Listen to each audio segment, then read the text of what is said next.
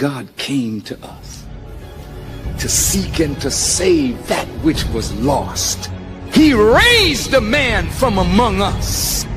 He, the Honorable Elijah Muhammad, laid the foundation.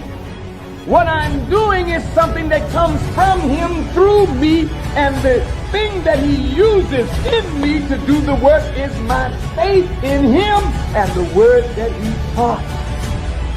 To produce men and women who wanted to clean up their life and build an independent nation for the glory of God. Greetings, family. This is your brother, Brother Willie Muhammad, and we welcome you back to another broadcast of I Have a Testimony. Today, we have a brother who I admire so much and I greatly appreciate as one of my brothers that I know I can call on to laugh, talk, or even to benefit from his one of his great skills that he has, right? Some of you all have seen the flyer, you know who he is. Some of you all, this will be your first time hearing from him. But I'm happy that I have the opportunity to bring him on as a guest today so we can hear more of his testimony. And let me bring our brother on, none other than Brother Tijuan Muhammad since I've known you, Fort Worth, but are you originally from Fort Worth? Originally born and raised in Fort Worth, yes, sir. Assalamu alaikum salam. I know they say Funky Town and all of that. Oh yeah, Funky Town. They say Funky Town. So, my student minister, he renamed it Soul Town. Soul Town, our student region, yeah, Soul Town. So, but thank you, man, for accepting this invitation to come on and share your testimony. Only for you, Brother Willie. You say only for me? Well, I feel honored, man. But we're going to get straight. I don't do this. I'm usually behind the camera, so that is true. This is new for me. So. But you're gonna do well, and I thank you for granting me that exception to the rule, right? So first, I want to start off. I always start with this question. So can you tell us how you first became aware of the teachings of the Most Honorable Elijah Muhammad and eventually joined the Nation of Islam? Yes, sir. Well, Brother Willie, I am a student of hip hop. So just as many of us, hip hop was my first introduction into Islam. Hearing the great booming voice of Chuck D and Public Enemy, those are the first words that I heard, even the name uttered, Farrakhan.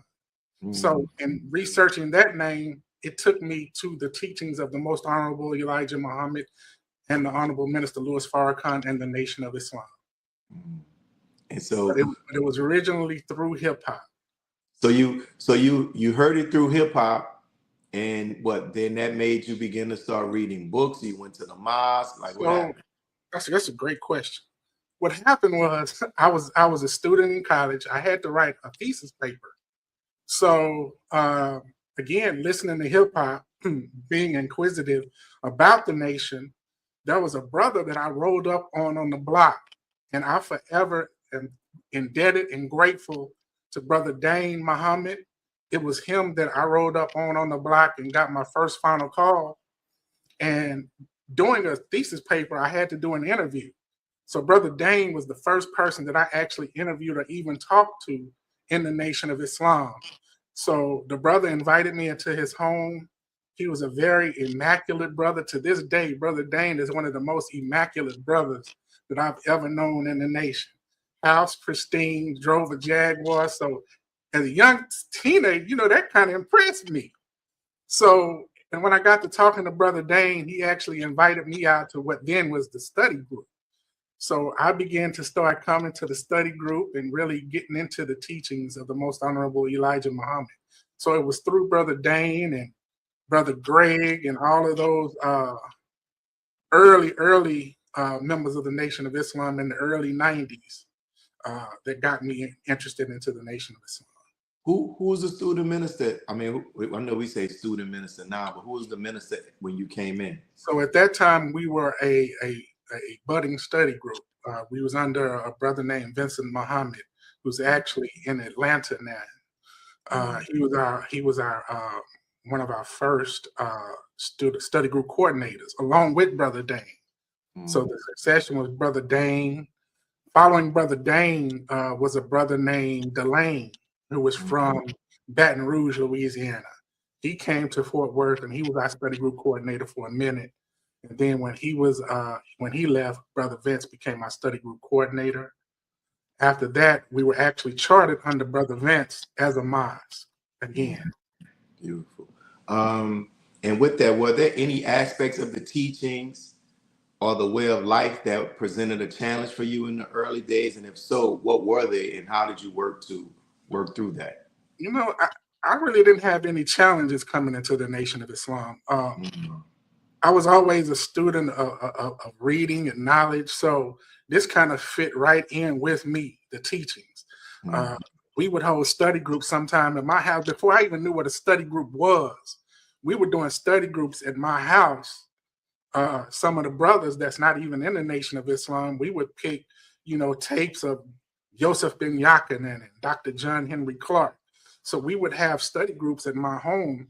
So that's kind of how I kind of got into that whole study group scenario. So just coming into the teachings, that was really nothing that kind of impeded me. Beautiful. And as you reflect over your years in the Nation of Islam, what would you say have been some of your most rewarding moments as a member in the Nation of Islam? I think one of the first moments that comes to mind for me, I registered and got my ex December 25th, 1994.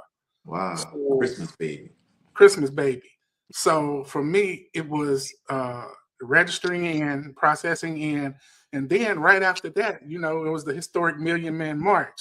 So as a young student, that kind of blew my mind because I always thought of liberation in my mind, but to actually see it and witness it on October 16, 1995, that was such a beautiful sight to me. So that was one of the first things that kind of stood out to me in the Nation of Islam. Secondly, again, as a student and coming into the Nation of Islam, I was a journalism student. So I always had cameras in my hand. I always had pen and pads in my hand. And going back to Brother Delane, he was the first person here in the city of Fort Worth to invite Dr. Khalid Muhammad to the city. So meeting Dr. Khalid Muhammad was another pivotal point kind of for me. And I think we'll touch on that a little bit later. Well, since we brought it, let's talk about that because that was definitely one of the questions. Let's talk about the time how you met Dr. Khalid and how that relationship developed. So I was dispatched from a good friend of mine. He was actually part of a group here in Dallas called MIAT, Metropolitan African American Think Tank. And it was ran by a brother named, at that time, Steve Washington. But we all know him now, and may the ancestors and Allah be pleased with him, Brother Hashim Nzinga, former chairman of the New Black Panther Party. He was the first person to kind of introduce me, along with Brother Delaney, to Khalid Muhammad. So I went in the capacity of a journalist. I was capturing all the video. I was writing a lot of the stories. I was kind of set up to kind of deal with the media when the media showed up. So that was kind of my first dealings with Khalid Muhammad. A little bit after that, we became close. And it was around the time, some of y'all might remember VHS tapes. He put me in charge of kind of his collection or his portfolio of tapes and lectures. So we were in the process of getting those lectures cataloged and out to the people. So that was kind of my first foray into media in the Nation of Islam and doing those types of jobs. Wow, and how it's interesting. My first time meeting Dr. Khalid was I interviewed him freshly out of high school, and he had came to the city to speak. I wasn't in the Nation of Islam, and that was my first time actually meeting him and interviewing him. What would you say has been some of the biggest impacts that Dr. Khalid has had on your life? Well, Dr. Khalid, for me, he was, again, remember, I'm newly into the Nation of Islam. So I'm kind of still feeling my way around and getting to know who's who in the world B, as Chuck D would say. Flavor. Mm, So he was very instrumental to me in kind of my foray into spiritual rites of passage. He would always tell me to read. So he would give me book titles to read. He would give me material to read. So when we started kind of traveling and moving with him, Brother Khalid used to always travel with this huge box. And in this huge box, it was almost like every book he ever purchased. So it was interesting to see that he would travel that way. So for me, just him and kind of the implement that he put on me to study, to read, and to just really delve into my Blackness. mm. And we found when we did our documentary about the history of the Nation of Islam in New Orleans, a former student of mine who worked at Dillard University, which is one of the black HBCUs here in the city of New Orleans, he was able to find a picture of Dr. Khalid on the campus of Dillard University with the Muhammad Speaks, because if I'm not mistaken, that means Dr. Khalid probably got registered here in the city of New Orleans. Yes, sir. And this is where the Honorable Minister Louis Farrakhan actually met Dr. Khalid too on the campus of Dillard University. I don't know if did I ever show you that picture? You did not. Well, I'm gonna send it to you for your collector's item. And what And we're doing now, I think I remember him telling me that story, how he actually met the minister. I think he was saying, he had a big African medallion on, and he was real just pro-black, and the minister came and rocked his whole world. Yeah, I think he had an afro at that time. A brother, we're in the process now of we did the documentary, now we're going to do a book about the history of the Nation of Islam in New Orleans. But a brother tells a funny story, how he said that Dr. Khalid, if he saw you having an inclination toward Blackness, he'll be on you, trying to get you to come to the nation. That is, and he said that Dr. Khalid came to his dorm room, and the brother just said he wasn't into. He just it was one of them days he just didn't feel like being bothered. And he said Dr. Khalid just kept going. He said something Dr. Khalid told him. The next thing they up there squabbling with each other. Wow. So the other brothers in the room, they broke him apart. And he said, Dr. Khalid, the brother said they used to call his brother Black. He said, Khalid's like, Black, man, you're my man, it's not for me and you. I'm just trying to get you to come to the truth. And the brother said after that, he said, you know something, man, since you're so passionate about that, I'm going to come to the temple. Wow. And the brother actually came to the temple. And I don't know if when Dr. Khalid would do those debates about the white Jesus, he'll have the image and he'll throw it. This ain't no Jesus. But I wonder where Dr. Khalid got that idea from was from the brother who was the minister. I think his name was Brother Raymond, I think. He was the minister in Houston. Because the brother said that when he came to the mosque, he said the person that was teaching was the brother from Houston. And he said the brother had a picture of a white Jesus. And he said, y'all think that this is Jesus. And he said he threw it down. This ain't no damn Jesus. That's and the brother said while he was sitting in there, he was like, man, I'm not coming back to this place no more. These people done disrespected the picture of the Lord. Right. And when I saw, I was like, I wonder if that's where Khalid got that from. Because Khalid did the great debate here in the city of New Orleans as well. Sir. That was one of the tapes I nursed on early on. The great debate. Again, that was Brother Khalid, and then what that does, it shattered the image in your mind of a white savior and a white Jesus. So that, there was people in our study group at that time, back in the day, they would run up out of there when they would watch Brother Khalid. Khalid's a fireball, man, and it's interesting when I can see why the Honorable Minister Louis Farrakhan bestowed that name on him when I study the history of the companion around the Prophet Muhammad, Khalid Abdul bin Walid, I think his name was, the sword of Allah, right? And I see that same fire, that same passion for Islam that we saw in our brother Khalid. And we transitioned to this. I know, we know in the latter portion of our brother's life, he began to take a different direction. And I know that with the love that you had for him and have for him, how was that? How were you able to navigate that, man, to see the brother that had a great impact on your life now going a different direction? And not so much the direction was an issue, but some of the positions he began to start taking toward the minister. During that time, Brother Willie, it was really painful to see. Because really I saw a brother that was just hurt and lashing out. But I even made the mistake one time of asking Brother Khalid, why don't you just do such and such? And that was probably one of the worst cussing outs I ever got in my life. But it taught me how to let two powerful men do what that was on them. That was not my fight. But it did hurt me to the core. And I just had a lot of questions at that time. He would answer some of them. Sometimes he would just tell me to leave it alone. But I do remember distinctly, and I always tell people this, as much as the rough exterior of Khalid we see, there was a beautiful, passionate side. And I actually cried one day talking about the minister and how,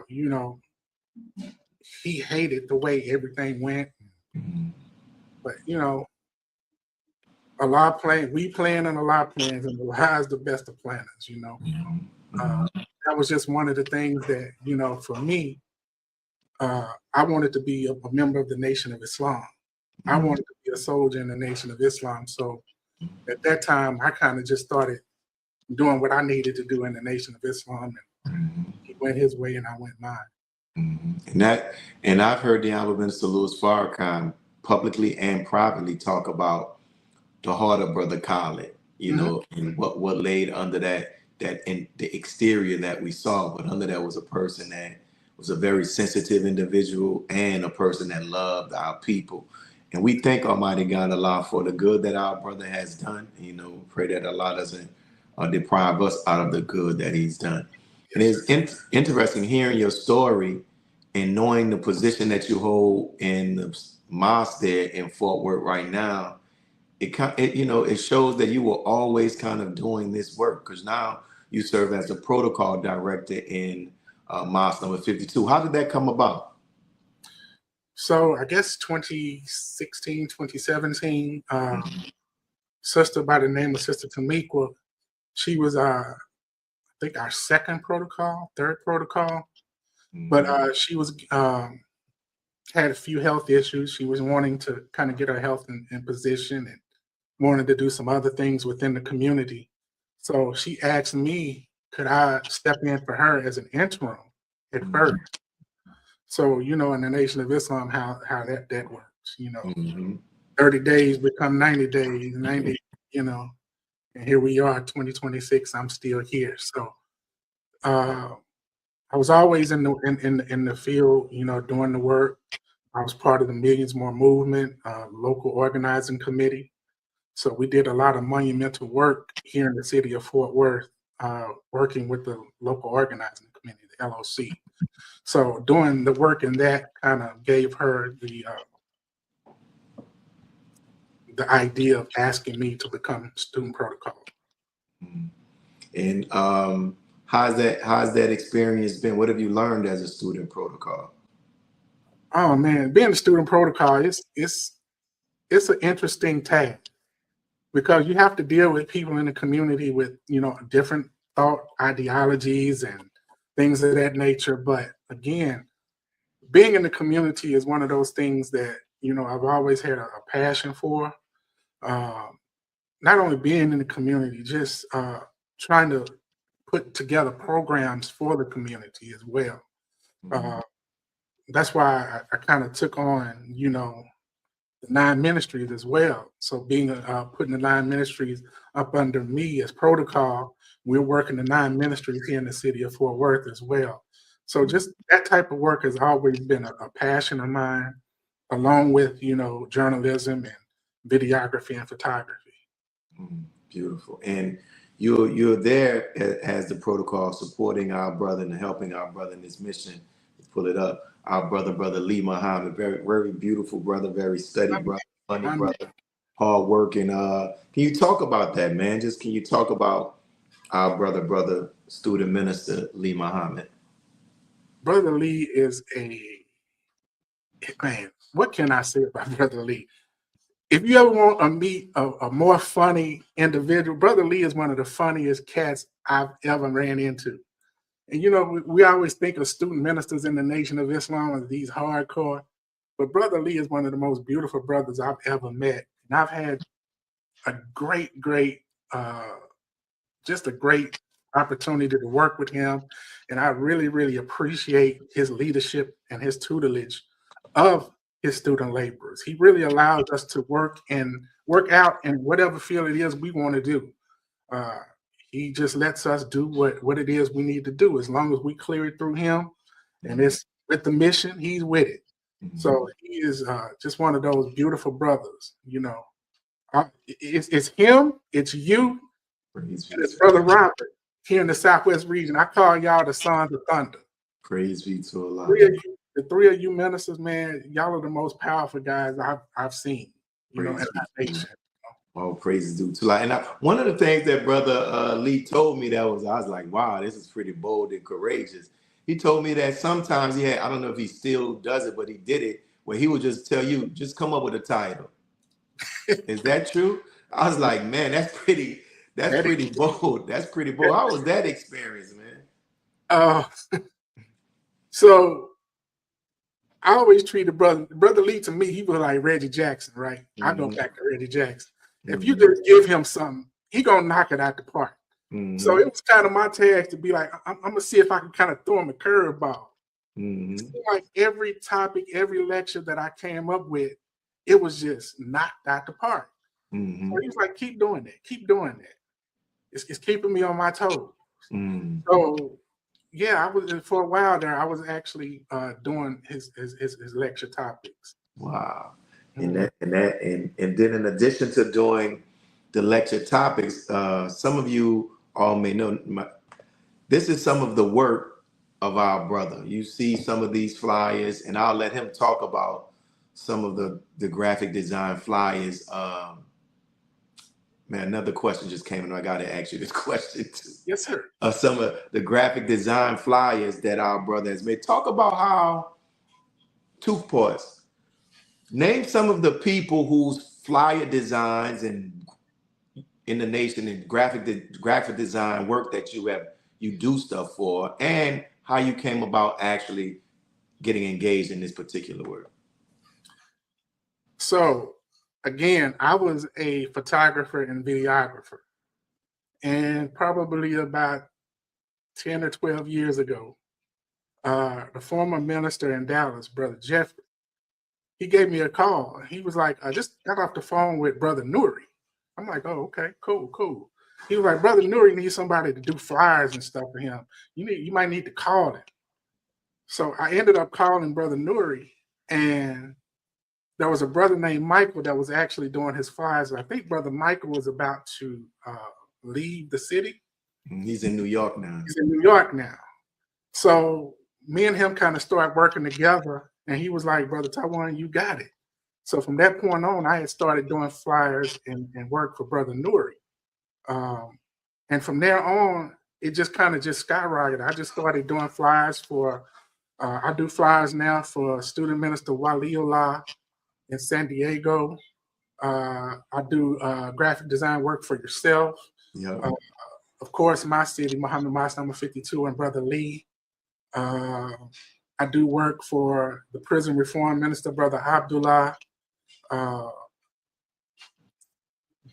Wesley. Brother Wesley, Brother Corey, and Brother Andrew and Brother Abdul Salam in Baltimore. So I do a lot of just, in-house work for a lot of student ministers and captains. And Our regional minister. yes, sir. Regional minister as well. Yeah, man. And, can you talk about the importance, especially of those of us in the Nation of Islam, of putting out quality flyers? Because I see some flyers sometimes and I'm like, come on, bro. Well, to me, your flyer is the introduction to not only the Nation of Islam and the Honorable Minister Louis Farrakhan, but it's the introduction to the student minister in your city. So we have to be found being in the best manner when it comes to marketing promotions of not only our local student minister, but our nation as a whole. And I kind of took that to heart, when I first started doing marketing promotions. I just wanted to have a product that I know the minister could be proud of. Could nobody from Chicago call me and be like, hey, take that down? So for me, it was, not only understanding who I was creating for, but having the wherewithal to make sure our nation is seen in a proper light. Beautiful. What advice would you give to student ministers, or just to say with student ministers or mosques or cities, as it relates to how they can go about creating or getting quality flyers made? Call me. Not scared. I mean, listen, there's a lot of them that I recommend. Say, Richard, Yes, put sir. your name Yes, out there, Brother Lawrence's name. Y'all my two. I'm saying, listen, man, they got two brothers. Yes, sir. I spend that money, man, to get a quality flyer. It's amazing how much talent we have sitting up in our mosque and study groups. And we have to begin to tap the talent that we have in our cities and in our mosques and our study groups. Just loads of talent. We just got off a call a couple of days ago where National is kind of reaching out to the graphic designers and video production. And it was so many people on that call. So we definitely have the people and the skilled labor in our nation to do it. It's just giving them the leeway to do it and just setting up some parameters for them. I know in the nation now, we really have to have parameters on how we use not only our logo, but the minister's image, the messenger's image. So we have to be very careful in how we do things. Beautiful. And as we transition to another stuff, I noticed that you started off talking about how you're a big fan of hip hop. We're going to talk some more about that. But you were also a jazz enthusiast, if I can say that right?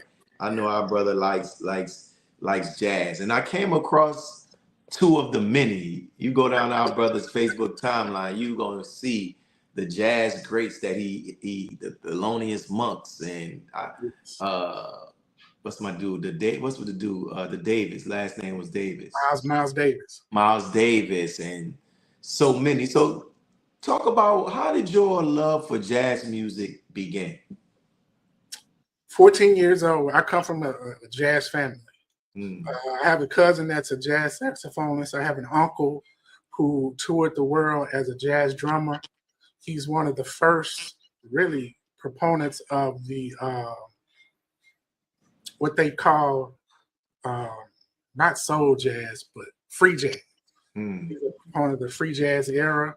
Also, the city that I'm in produced some of the great jazz musicians of our time. I'm talking Ornette Coleman. I'm talking Dewey Redman. I'm talking about my uncle Ronald Shannon Jackson. Fort Worth has produced a lot of jazz musicians. So growing up, I was always around jazz. My cousin, she would always take me to jazz spots with her. I was tuning the drummer's drums. I was carrying her saxophone. So I was always around jazz music, and I just became and picked up an affinity for it, and just been loving it ever since. Beautiful. It took me a while to get into jazz because I just wasn't used to listening to music that had no words to it, right? And I think what began to start transforming my view of it and I began to start listening to jazz a little bit more and some jazz vocalists.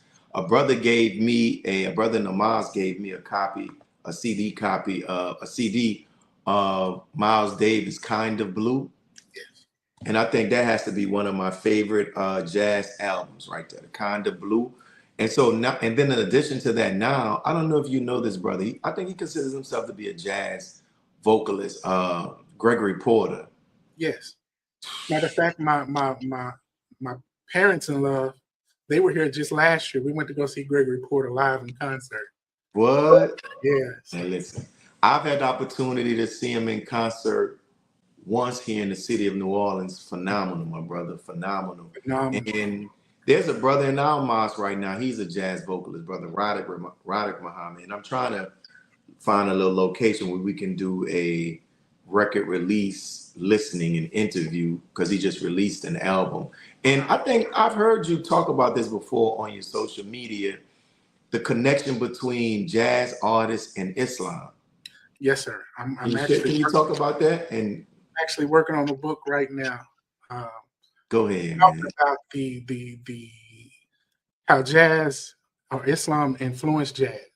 A lot of your jazz musicians back in the day, they were considered Muslim. They would call themselves Muslims. You had Art Blakey, who called himself Buhanan. There were so many. John Coltrane, though he didn't confess Islam, you could tell Islam was all up and through his music. He had songs, Naima. His wife's name was Naima, so he would name his songs, Islamic names. So Islam had a very profound effect on jazz music in the early 50s, 60s, on up into the 70s. Why do you think that is the case? That they will have that connection with Islam? I think because Islam speaks to the soul of the black man and woman. In jazz, that's exactly what jazz does. In the book, I talk about how the Adhan, if you really listen to the Adhan, how it really traces, or how jazz music lineage kind of comes back towards the Adhan. Also, blues music as well. If you listen, there's a clip that I have of a brother that's doing the Adhan, but the Adhan has the same cadence of the blues music, early blues music. So there's a definite correlation between Islam and jazz music. Beautiful. So how soon will this book be finished, my brother? I'm steadily working on it. Inshallah, we'll see something by summer. Have you, man, please, that warms my heart to hear that you are actually working on the book, because more of us need to write, and tell a story. Did you see any connections between like any jazz artists and specifically the Nation of Islam? And if so, who? Too many. It is too many. If you know the artist Etta James, Sister James Etta X, Kool and the Gang. There were 3 or 4 members of the group Kool and the Gang that were actually members of the Nation of Islam. We have the Stylistics that were members of the Nation of Islam, the Hart Brothers. They were members of the Nation of Islam. So we have so many brothers and sisters that were members of the Nation of Islam that's going to be in the book. So, and would that be jazz? Because I like Kool and the Gang. That's not their music. Was their music considered to be jazz? Early on, Kool and the Gang were jazz musicians. Wow, I didn't know that. A lot of musicians that you see early on, they were jazz inspired. Listen to Summer Madness by Kool and the Gang. Those are jazz laced tunes. That's something. Who, if you had to rank, who are your top 5 in any, not in order, who would be in your top 5 jazz artists? Wow. And you don't have to rank them 1, 2, 3, 4, and 5, but just John Coltrane, Miles Davis. We'll go on into soul jazz, Roy Ayers, Bobby Humphrey. So there's a multitude. It's just too many to name for me. Johnny Hammond, which probably had one of my favorite albums by Johnny Hammond, Gears is one of my all-time favorites. So, are you more lean toward jazz or more toward hip hop? I would have to say I lean more toward jazz. Who have you Jazz, seen? jazz and early hip hop. Who have you seen as what hip hop artists have you seen have been greatly influenced by jazz music? Tribe Called Quest, Diggable Planets, Kanye. Kanye, people don't understand. Kanye has a very vast knowledge of jazz. Most people don't know that. But I would probably say more or less Tribe. Tribe, for me, early on, that was kind of another leeway into jazz for me, is listening to Tribe. De La Soul is another one. I tried listening to that last the most recent De La Soul album. I couldn't get into it. It's different. Did they use some type of AI technology with the brother? May Allah be pleased with him, who passed? Yeah, I think they used it on a few tracks. Yeah, so I tried to get into it. Who are you listening to now as it relates to hip hop? I know you say you're pretty much with the early hip hop rap, but who are you listening to now? My top 5 in hip hop: Yasin Bey, Mos Def. Well, I'll put Rakim. I always tell people I can't rank Rakim. Rakim's God. So I can't rank him. So under him is Mos Def. It's Black Thought with the Roof. It's MF Doom, which is probably one of my all-time favorite MCs. Jay Electronica. Nas. Man, MF Doom, when he first started off, it was something X, wasn't it? Because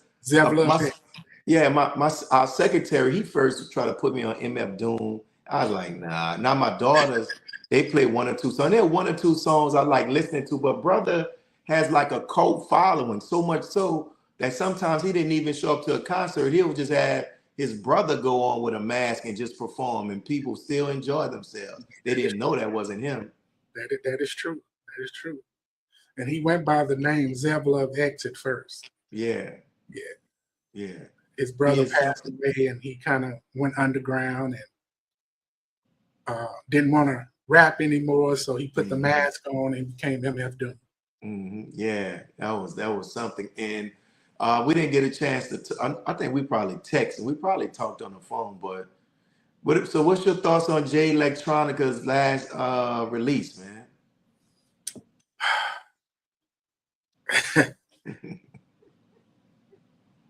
I can't say nothing bad against Jay Electronica. I just can't do it. But I'm with everyone else. I would love to see Jay Electronica just drop a straight Jay Electronica album and silence all the naysayers and get them right away, because our brother is one of the baddest lyricists ever. And the way he does the teachings within his songs, can't nobody beat it. Yeah, so when you're marrying the wisdom along with the message, along with the beats and the rhythms, you're not touching Jay Electronica. Yeah, you're not touching him, man. He's the no knock on anybody else, but he's the best to do it, brother, in the way that he does. And one of the things in my personal effort to try to understand him, I've come to this by listening to his music, that brother doesn't see himself as a rap artist. He sees himself as a messenger of God who happens to be in the music industry. And so that's why he doesn't fit into, like trying to win a Grammy, going on tours. He'll do tours and he drops his stuff and then he fades away. But when he drops his stuff, man, it's just the people are there. It's there. He's just phenomenal, bro. It's just like, yo, did you hear what this? Those last projects that he was dropping like hours after each other. Yeah. Numbers were just continually and steadily growing. Yeah, people don't understand that he's not like, he doesn't see himself as the regular traditional rapper, man. Brother he's making music to help put out the teachings, and he's doing it in a way that is so bold. Think about it. His first debut album it starts off with the Honorable Minister Louis Farrakhan dealing with a topic or a subject matter that is very controversial.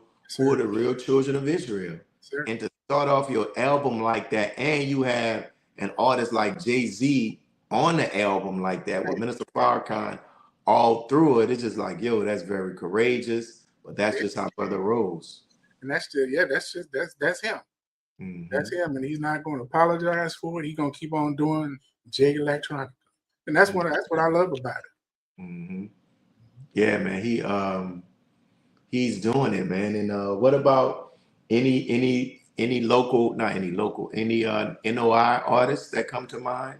I know J Electronic is a Nation of Islam artist too, but any other NOI artists? Oh, what's our brother's name? I think he's in Atlanta. Not Danique, huh?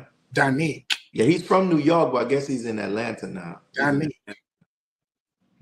I think he's probably one of our foremost mm-hmm. in hip hop in the Nation of Islam right now. Mm-hmm. I like Gat Turner. Mm-hmm. Haveka Mecca. Like Haveka, yeah. And another one too, who has to be given this prop, Young Khan Nadan. Oh, definitely, yeah. Young Khan Nadan. Yeah, Young Khan Nadan as well.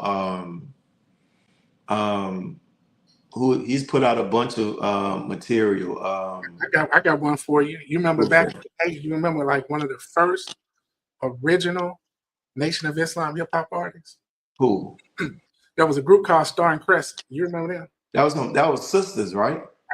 Right. Yeah. I don't recall hearing their music, though. I've seen pictures of them because I think one of our former ministers, he was married to one of the sisters who Star and Crescent. Wow. Yeah, that was, it's interesting that when they look at what's called the golden age of hip hop, mm-hmm. that's when most of the most influential hip hop artists during that age were either directly or indirectly tied to Islam. That's right. Correct. Yeah. Islam. There was an article in, I believe it was The Source in the early 90s on the Nation of Islam's impact mm-hmm. on hip hop music. Mm-hmm. And there were so many artists that they named, it was just unreal. I didn't even know at the time that there were a lot of artists that were, if not members, they were associated mm-hmm. with the Nation of Islam. Mm-hmm. That is true, man. That is true. Well, we're getting to the end of I've asked you all of the questions. Mm-hmm. And is there anything in closing that you would like to share that you didn't get opportunity to share, with the listening audience, the viewing audience? I think we've covered it all, Brother Willie. I just want to thank you for the opportunity. Again, mm-hmm. This is something I don't do. I'm so used to being behind the camera that mm-hmm. Brother Lee always say I have to do this more. Won't you go out there, Brother Tijuan? Mm-hmm. Come on from behind the sycamore tree. But I appreciate it because we got the opportunity to hear your testimony. We got the opportunity to know that there's a member of the Nation of Islam that's working on a book that's talking about Islam and jazz. And people who watch this to let us know that we have things that we like as well. Like we like music, you understand? And from what you shared as it relates to like one of your last conversations with Dr. Khalid, to know, what he went through and what he felt. You know what I'm saying? So this is why this stuff is important, because now we have information or testimony that we can put in our own archives. Yes, sir. Most definitely. And this show is since you started this show, Brother Willie, I always watch the show, and you've had some really, really interesting people mm-hmm. that we wouldn't have ever known in the Nation of Islam. Mm-hmm. Just working with you on this show at one particular time. Mm-hmm. It was just good to see, people that we look at in the Nation of Islam, but we may not know, We see them in passing, or we see them at Savior's Day, but it's good to get the opportunity to actually sit down and hear their story. So Absolutely.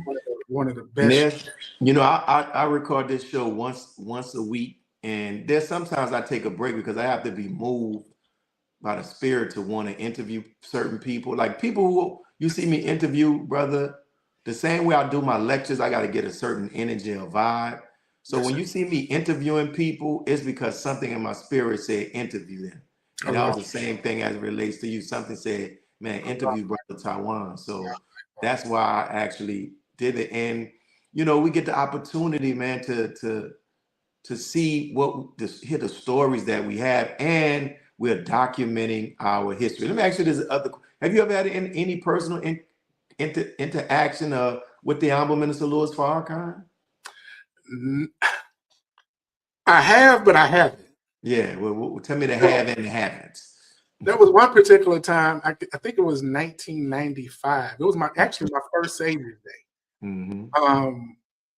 I had my camera, and I had broken away from the brothers. I just wanted to go shoot video around Mas Mariam, right? Mm-hmm. And as I'm shooting, I turn around, and as I turn around, the Honorable Minister Louis Farrakhan is coming right down the stairs, right in front of Mas Mariam. And I'm like, this can't be happening. And I'm fumbling because I had stopped recording. So I'm trying to hit record and trying to get out the way and trying to hit record.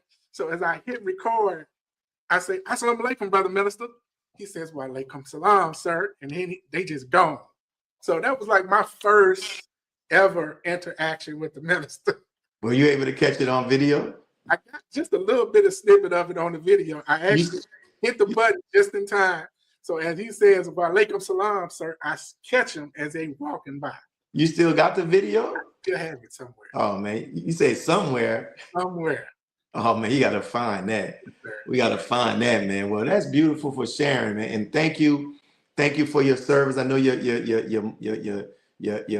in-laws in love, I forgot how you said, they live right not too far from New Orleans. So whenever you all come to see them, man, you got to come down because New Orleans is a jazz city, man. So we can go check out some of that live jazz music. I've been wanting to get down for the jazz festivals. Oh, brother. So yeah, that's on my bucket list to do. Definitely, man. Well, thank you, brother. We gotta kick it. We are formal on this call. We go way back. So definitely, man. You know that. Gotta kick it. And listen, I thought about it. I said the next time I come to Forward, tell your wife I'm gonna have some of them chocolate chip cookies. I ain't gonna do the king cake. I don't want to get caught up in that doing that bread. But telling them cookies that she doing in that king cake, and y'all be throwing down in that house. Like I said, give me a little room. Most definitely. I'm gonna have to get some of that cuisine and the bacon and pastries that y'all. Your room is right here with me, brother. Praise be to Allah. Yes, thank you, my brother, and may Allah continue to bless you, man. You as well, and give your wife the greetings for me, and tell her Assalamu alaikum, and we look forward to seeing her again as well. Yes, she had such a beautiful spirit when she came, so we just had fun when she came last time. Praise be to. Give your family the greetings and give everybody the greetings there in Fort Worth. Yes, sir, I will do. All right, peace, my brother. Yes, sir. Assalamu alaikum. So you all heard the testimony of our brother Tijuan right there in the city of Fort Worth, Texas. Great brother, as we have many great believers in our city. So listen, as we get ready to close, for those who are still watching, if you have anybody that you think that should be a great guest, put it in the comments, all right? If we got the link, put the link there so we can actually reach out to them and see. Also, for $1, you can get your own the testimony reflection guide. Just $1. I know you have that. $1. Go ahead and get it.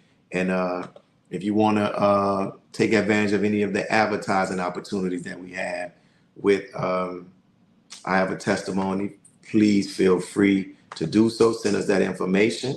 And we thank you all for tuning in. This is your Brother Louis Muhammad. Stay tuned for our next guest. Peace. God came to us to seek and to save that which was lost. He raised a man from among us. He, the Honorable Elijah Muhammad, laid the foundation. What I'm doing is something that comes from him through me, and the thing that he uses in me to do the work is my faith in him and the word that he taught. To produce men and women who wanted to clean up their life and build an independent nation for the glory